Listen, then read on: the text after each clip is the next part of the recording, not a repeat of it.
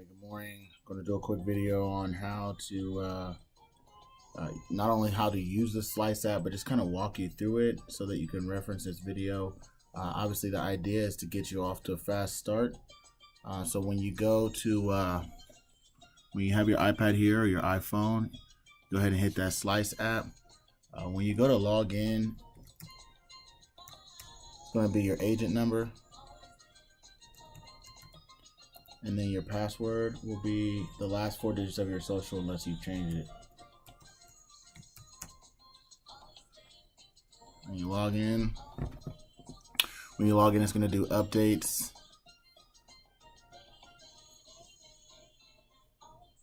And really the idea of this Slice app is that it'll be the only app that you need. I mean, yes, we have rate books and all that stuff, but in the end, all that stuff existed before the Slice app, and now they've really tried to have everything in one spot.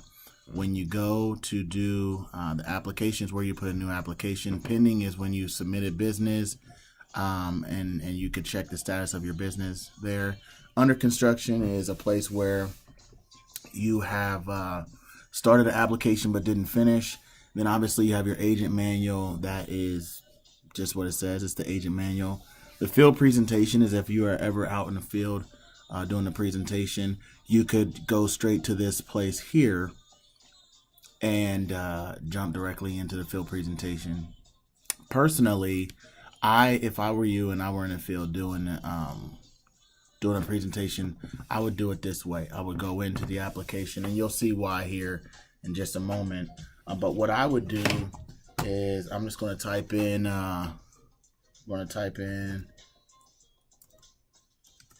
Jane Doe. I'm gonna hit I'm gonna just say that she was born April 20th, 1953. You see here it has her as a 65-year-old female. She's the owner of her own policy. She currently resides in Detroit. I'm just literally this is only going to have the states that you're licensed in here. So again, the Slice app makes it virtually impossible for you to mess anything up. Now, if I was sitting with the client, I'd be saying, I'd go in, I'd make a friend and kind of bond with the person for a little bit and say, hey, well, I'm glad that you called in, or I'm glad that you were interested in getting more information about life insurance. Let me see which one of our plans that I can get you qualified for. I'm just going to ask you a few questions to see which plan that you qualify for. And literally, I'm just going to go and start asking these questions. Are you currently hospitalized? Obviously not, because I'm sitting here in your house, or I'm talking to you on the phone. Then it's going to say hospitalized 2 or more times in the past 6 months. No. 2 or more times in the past 3 years. No. Have you ever been hospitalized 2 or more times in the past 5 years? Let's just say yes. Let's say the person says yes. See how it cuts off the questions? Look, if I say no, it asks me more. Right? What it's doing is it's telling me which plans that the person qualifies for. You have any heart problems? I don't have any heart problems. No lung problems. No kidney problems.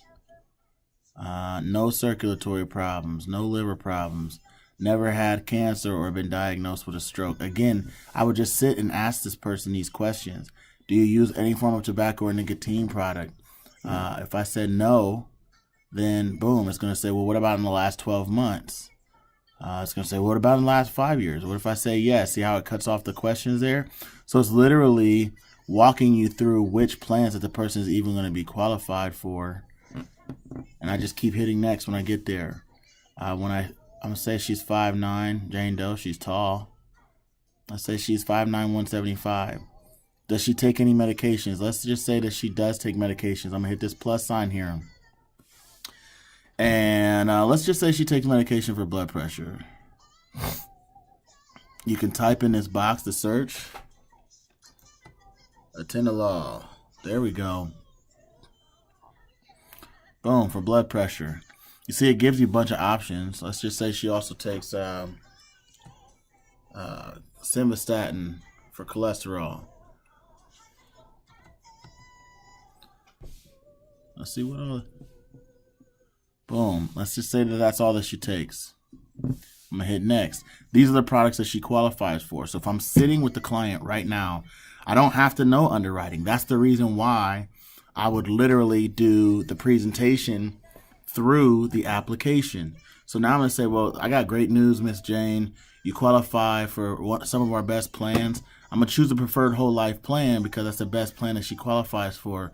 I would almost never write term because there's going to be additional underwriting involved in a term, and it's just really a pain in the butt to get the policies issued because you got to wait for the medical records to come back from the doctor and the whole nine. And that's tough when you're dealing with final expense clients. Anyway, that's just my own personal opinion. Write it if you want to write it. I'm just telling you it's not going to issue right away. I'll say, well, you qualify for one of our best plans. I'm going to choose preferred. I'm going to hit next. So this tells you, because she's qualifies for the preferred whole life plan, that she must answer their own health questions. It's got to be a first party application, meaning it can't be a husband cannot be the owner of the policy for the wife, even when it's preferred. It has to be standard or below for somebody else to be the owner. So I'm just going to proceed here. And now this kind of takes me into the presentation. You see, now I can say, well, here's the thing, Miss Jane. Most of the people that I sit and talk with, they have the same problem. The problem is the high cost of death, and people need help in the time of need. In 2004, and I'm literally just going to kind of go through this information while I'm sitting and talking. I'm going to make it very conversational with the client. The best thing you can do is be prepared. Since death is one thing we can't predict, prevent, evade, or avoid, we need to be prepared. There's two things that we recommend: arrange in advance, fund in advance. Here's the thing about Senior Life. We furnish you with a senior care brochure to aid in pre-planning, blah, blah, blah, blah, blah. You're just going to add value for the client, make it very conversational. And then you continue to go on. There's all kinds of nuggets here for you to be able to use. And you can be showing this to your client, and then you can hit next. Now we're going to talk about legacy assurance. Again, this is literally walking you through the presentation. You can be on your first day out in the field, and as long as you have enough courage to get out of the car, go out to see the client, this presentation will walk you through from start to finish putting an application in. So you talk through legacy assurance with them, and then you go to the next. Now we have the legacy assurance video. Hit play. It's very simple. Well, I don't know enough about legacy assurance. Well, we okay. had a large family. Hit play. There were lots of kids, and we never lacked. I'm not going to do this whole video for you. But literally, it's the legacy assurance video, basically. And flowers. Okay. She loved her flowers. So just go in and hit play. Then you hit next. Now, the reason why I said you don't need the quoting app necessarily is because this will give you your options. It'll give you your options initially. And if you need to do custom, because we do a 3-plan, 3-choice close, around $50, around $65, and around $75. It's automatically built in.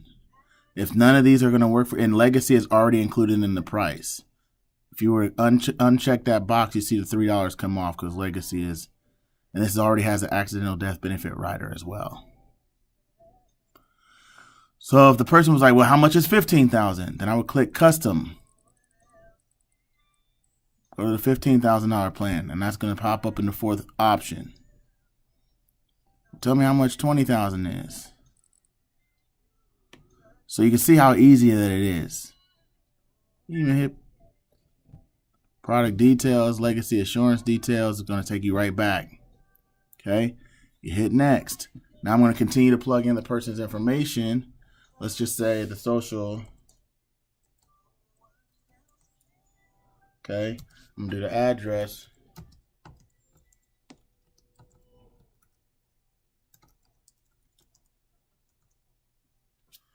Detroit. I don't even know. Phone number 614.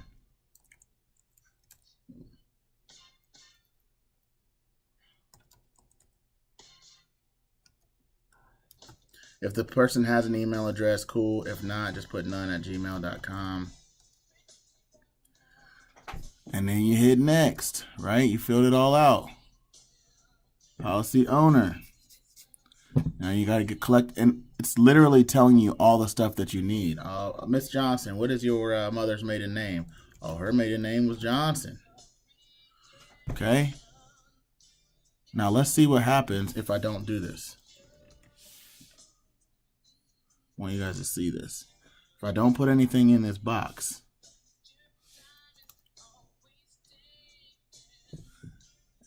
and I hit done, see how there's no check there?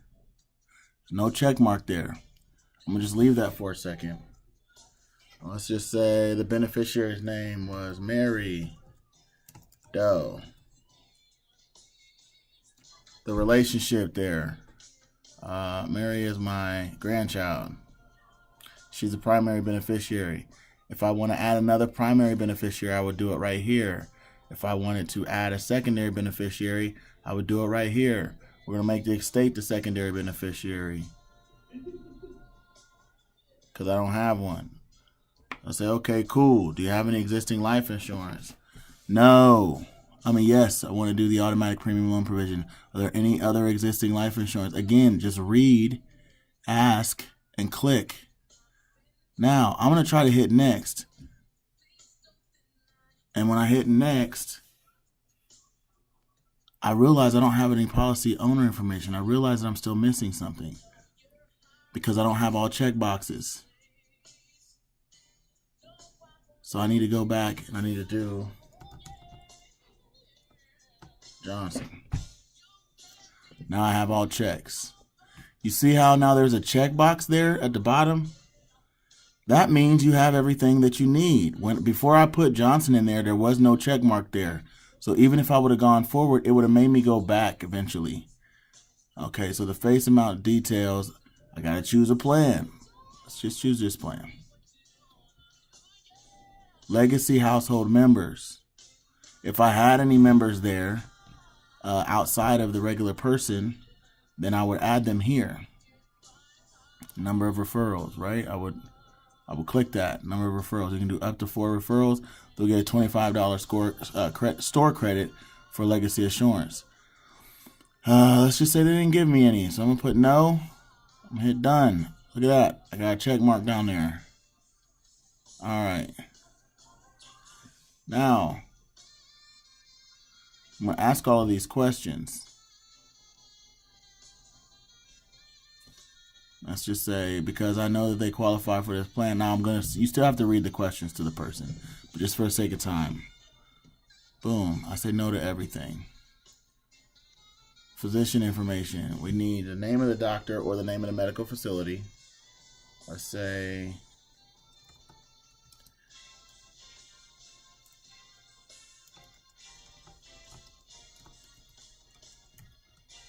Detroit Hospital. Detroit.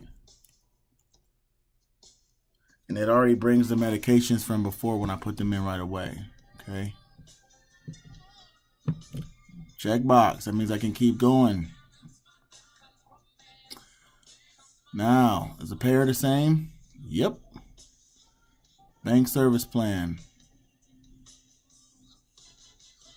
This is the part. Now, Miss Johnson, is your name just Jane Doe on your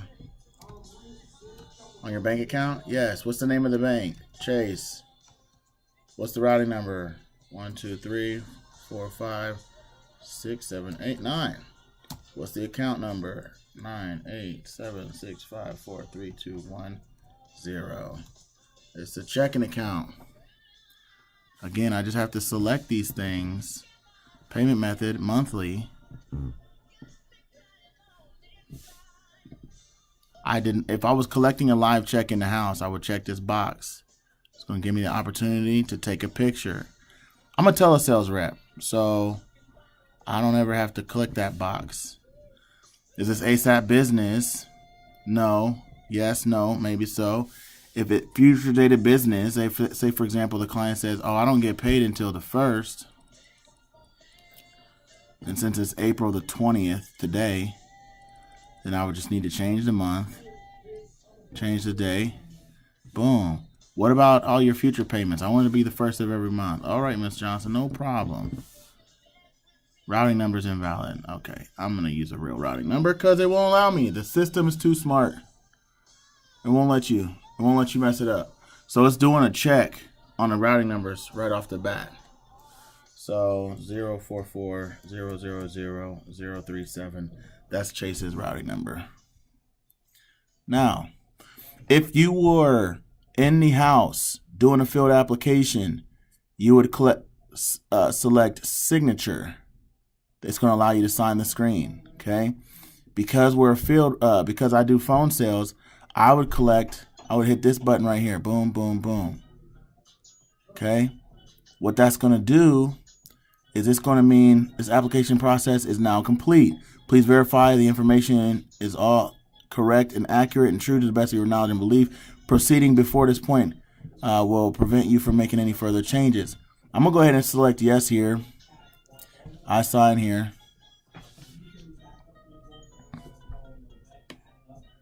Now the recording is getting ready to start. And literally I just have to read the screen. My name is Joshua Harris with Legacy Assurance and Senior Life Insurance Company. Ms. Jane Doe, do I have your permission to record this call? Last 4 digits of your social security number is... Boom, is this correct? It's going to walk me through the whole thing.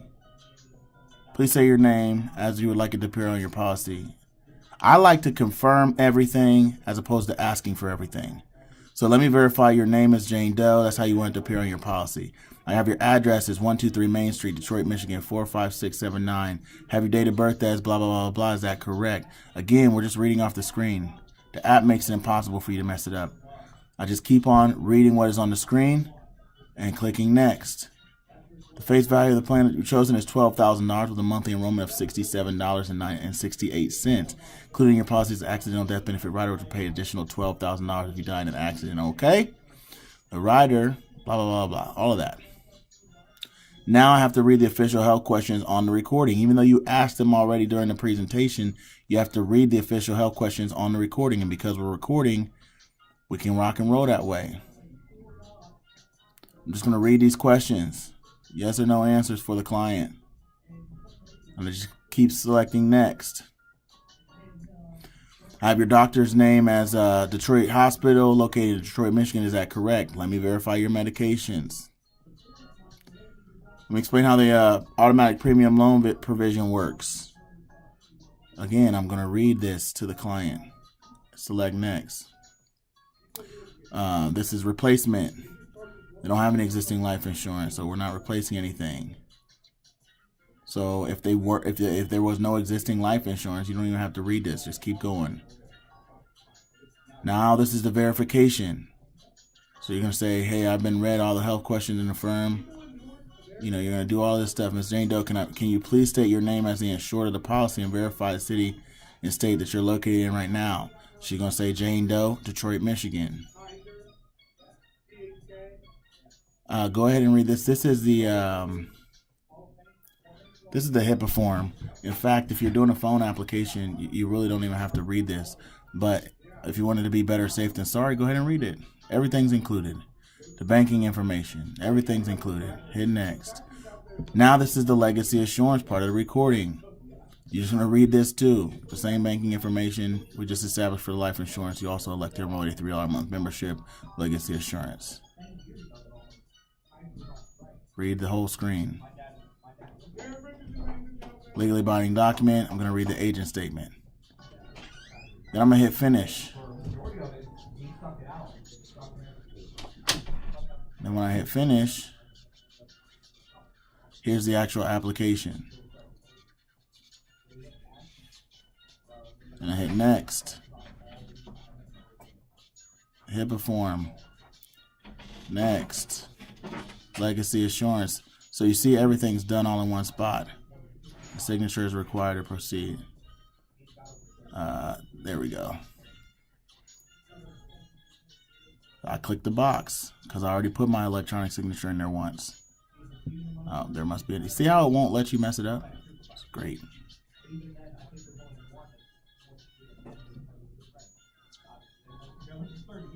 See that? Now what I'm not going to do, I'm not going to hit submit. because then I'll be submitting an app, a fake app, and I don't want to do that. But you see how easy it is to use. That's the last step, literally the last step. I don't have any recording to do. I don't have anything else to do. That's everything. Welcome to Senior Life. Drop the mic.